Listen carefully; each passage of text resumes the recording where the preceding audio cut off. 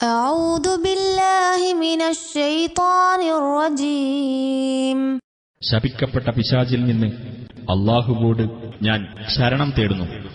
إن الله يأمر بالعدل والإحسان وإيتاء ذي القربى وينهى عن الفحشاء والمنكر والبغي يعظكم لعلكم تذكرون. തീർച്ചയായും അല്ലാഹു കൽപ്പിക്കുന്നത് നീതി പാലിക്കുവാനും നന്മ ചെയ്യുവാനും കുടുംബബന്ധമുള്ളവർക്ക് സഹായം നൽകുവാനുമാണ്.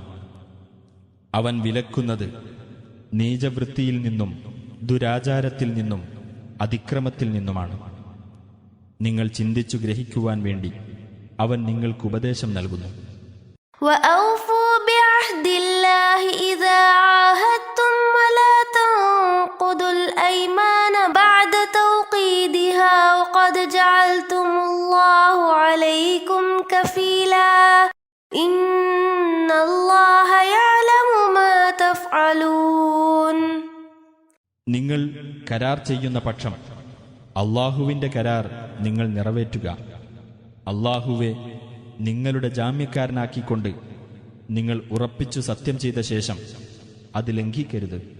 തീർച്ചയായും അല്ലാഹു നിങ്ങൾ പ്രവർത്തിച്ചു കൊണ്ടിരിക്കുന്നത് അറിയുന്നു.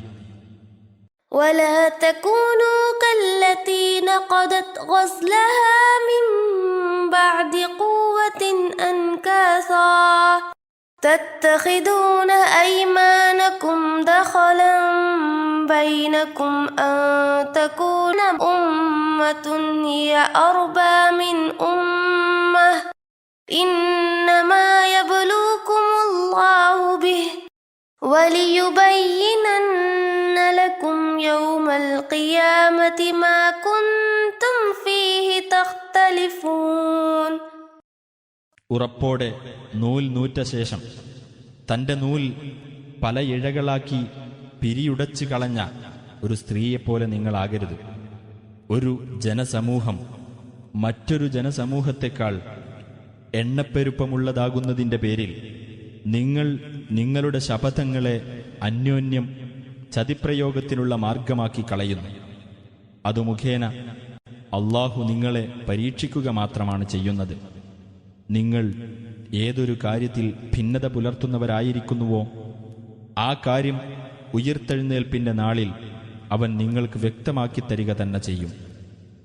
ولو شاء الله لجعلكم أمة واحدة ولكن يضل من يشاء ويهدي من يشاء ولتسألن عما كنتم تعملون. അല്ലാഹു ഉദ്ദേശിച്ചിരുന്നുവെങ്കിൽ നിങ്ങളെ അവൻ ഏക സമുദായമാക്കുമായിരുന്നു.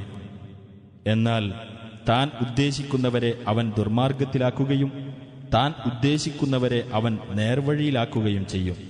നിങ്ങൾ പ്രവർത്തിച്ചുകൊണ്ടിരിക്കുന്നതിനെപ്പറ്റി നിങ്ങൾ ചോദ്യം ചെയ്യപ്പെടുക തന്നെ ചെയ്യും.